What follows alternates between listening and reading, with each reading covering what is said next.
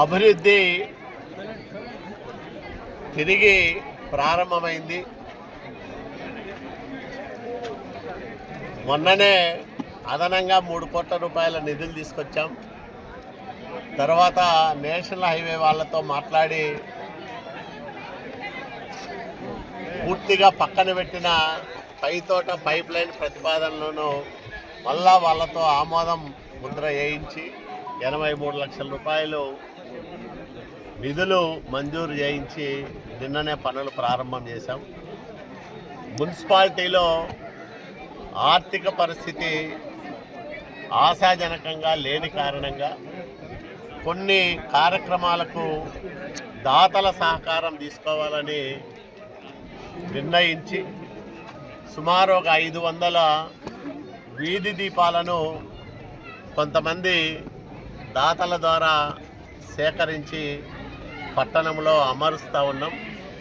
ఈరోజు పట్టణ శివార్లలో ఉన్న గౌడ లేఅవుట్లో ఈ కార్యక్రమాన్ని ప్రారంభం చేశాం. ప్రధానంగా శివారు కాలనీల్లో ఈ వీధి దీపాలను ఏర్పాటు చేయమని నేను అధికారులకు చెప్పడం జరిగింది. ఎక్కడైతే చాలా అవసరం ఉందో అక్కడ వీటిని ఏర్పాటు చేయమని చెప్పాం.